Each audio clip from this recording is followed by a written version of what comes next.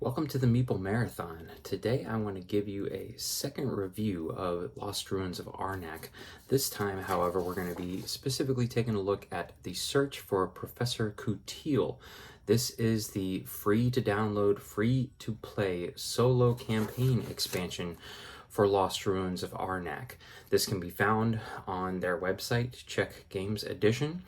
And they offer either a free print and play option where you can download all of the rule books and cards that you will need to play the expansion, or you can use their free web app that honestly, I don't know why you wouldn't. I know there are some of you out there who believe that apps don't belong in board games, and that's fine, but the web app is glorious. It runs the solo AI deck for you. It gives you the setup and rules right there as you're playing, so they're easy to remember, easy to review, and it has a little score pad at the end on top of handling all of the story cards that come up that help keep the storyline and the campaign moving. So the web app is glorious. But in true and typical full and honest review fashion, I want to talk about some of the things that I didn't quite sit with me with the game. There's actually only one. Spoiler alert, I really did enjoy this expansion. So the first thing and the only gripe I really have about this expansion is that the solo AI, the AI particularly, kind of becomes obsolete. Now, I played on one of the easier levels. If you want to check out one of the playthroughs I did of the first scenario, feel free to check out the video that is going to be popping up right now. But in all of the scenarios, the challenge is meeting your goals and objectives that are unique to each scenario. The win conditions that they set forth are all unique and different from the standard win conditions. The AI then just becomes like this speed bump in the road where sometimes they get in your way and you have to work around them to accomplish your goals. But it was never a challenge to defeat or rack up more points than the AI. And honestly, it really didn't matter because you were going for your main objective, your main goals, and then these side achievements. And that was going to give you or unlock more and or better stuff for your next scenario. So it honestly, it's almost like you didn't need the solo AI, other than the fact that they did kind of challenge you a few times because they got in your way. They got to a location first that you wanted to go to, and it made you rethink your strategy. Other than that, the AI was basically pointless in the game, because really the challenge was meeting those goals and objectives, with the challenges they set forth in the time frame. Obviously, just 5 rounds. So that kind of rolls into my next, and this isn't really mixed feelings that I normally cover. This is more of improvements that I would love to see them add to the game, especially since they're doing this all digitally. They could easily add this in, and that is a mix of kind of new AI cards.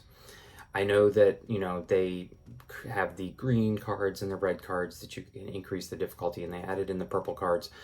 But really, almost, especially when you're using the web application, make it so that the AI really is kind of honed in. If it's a race up the research track, maybe they have more research cards in their deck. Or if it's, trying to take out the most guardians, they have more take out the guardians cards in their deck. And that can easily be implemented in the web application because they know what scenario you're playing and they can mix it up on the fly. So that's more of just a suggestion than a mixed feelings. And the other suggestion I would just love to see is some background music. Obviously I didn't need background music to play the game when I was just playing the physical board game, but I feel like having the web application gives you this platform that makes it very simple to have some music playing in the background that would make it incredibly thematic. So again, those are just kind of 2 suggestions for CGE.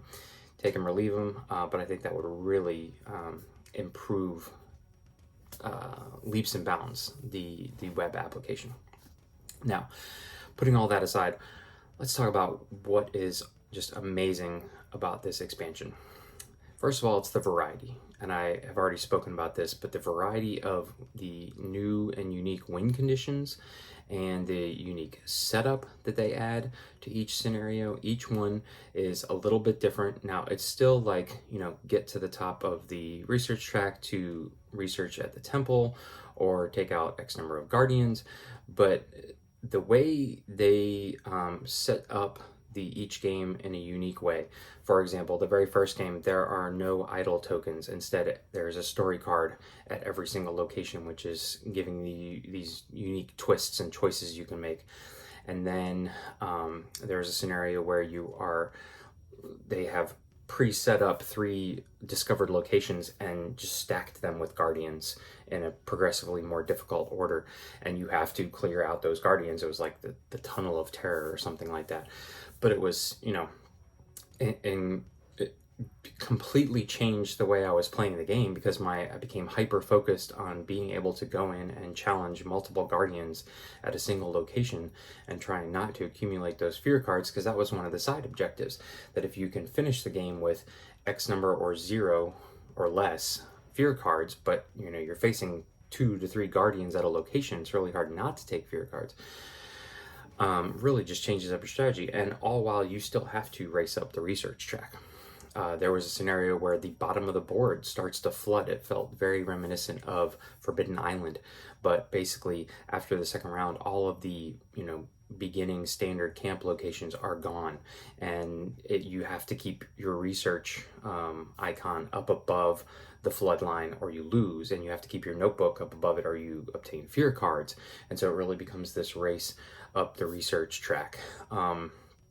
So I was just very impressed with how they took they did not add any components to the game except for story cards, which basically are flipped over at certain instances on the research track or when you go to certain locations. That's it. Otherwise, there was you didn't have to print out or create a new location tile or new spots on the research track or anything like that. Everything is utilizing the components that are already in this game, and they really are flexing the muscles of this game with this expansion. It's like I did not even realize how much content there was. I paid so much more attention to the artwork on all of the locations and all of the artifacts, and figuring they have created sets that you need to collect and things like that, stuff that I never even noticed before playing a game that I already loved, and now I'm even just more impressed with. On top of all that, there is a decent storyline here. It's very obvious. It's this Indiana Jones theme. It's this, expedition went out before you, and the leader of the expedition has gone missing, and some survivors gone missing.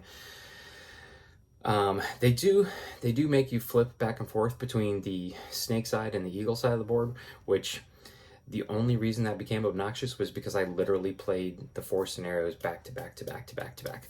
And when I first started, there was only 3 scenarios, and it just so happened that the 4th scenario was just released today, the day I'm recording this review, which was also the day I had just finished playing.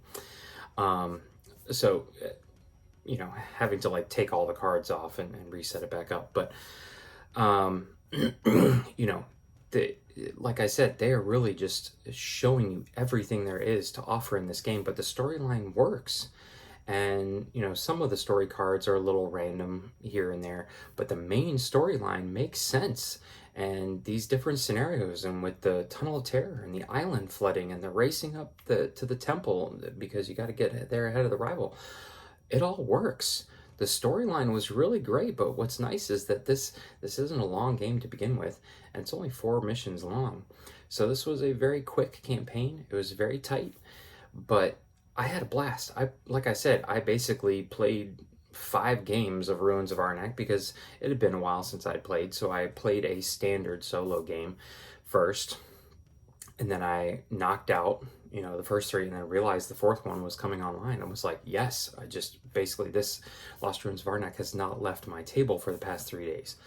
And the storyline is engaging enough to the point that you want to just keep playing. And the games are quick enough that you could knock out 2 in a night. and play this whole campaign in 2 nights, and then you can put it away. But I don't see myself ever getting this game out and not thinking, okay, I may play a practice round just to get my feet underneath me, but I'm going to play through this campaign again. And if they continue to come out with campaigns like this, I mean, this will just continue to rise up my, all-time favorite games. So just it's the unique setups and unique win conditions were such a fresh new take on what's already a great game and a tight system. It just makes you want to come back and play the game again. So if you are a fan of Lost Ruins of Arnak, if you felt like the AI, just going up against the AI was a little dry, but you appreciated the system that Lost Ruins of Arnak provides or challenges you with, or you appreciate the theme, you love the components, the look, whatever it may be, definitely check out this free to download, free to play expansion for Lost Ruins of Arnak. You will not be, you will not regret it in any way. And if you are looking for a solo game, this, Lost Ruins of Arnak is readily available. I see it go, on sale, not super cheap, but I've seen it go on sale several times, but I see it regularly available at many of the online game stores, on Amazon, friendly local game store, whatever it may be. This is now an easy to track down game. It was not so easy in the beginning, just because so many people wanted to scoop it up, but now that the production has caught up with demand, this is easy to find. It's not overly expensive, but the production value is blown out through the roof. I talked about this in my original honest review of the game, but the solo expansion just really, in my opinion, especially for people who are going to purchase this game only for solo play or for mostly solo play, this is now becoming a no-brainer purchase of 2021, and it was a highly sought-after purchase of 2020. So that is my full and honest review of the solo campaign, The Search for Professor Kutil. Again, you can find this if you already own the game. Go to Czech Games Edition, and in their section where you can download the rule books and all that stuff for Lost Ruins of Arnak, find out news about it. You can simply, there's a section for solo campaign. They'll give you the links to print everything off, or they'll give you the link to the free web app. It runs on iPad, iPhone. It's not, what's the word? Designed to fit on your iPhone, but it works really well on the iPad, and that's how I played it. Or obviously you can play it on anywhere you can get the internet. So again, I highly, highly recommend this expansion for anybody who is thinking about Lost Ruins of Arnak, or is already a Lost Ruins of Arnak fan, or is got the game and was waffling on it and is considering getting rid of it. Check this out. 2 thumbs up. If you enjoyed this video, please consider giving it a thumbs up. And if you'd like to see more content like this in the future, please consider subscribing to the channel. Once again, thanks for watching. Have a great day.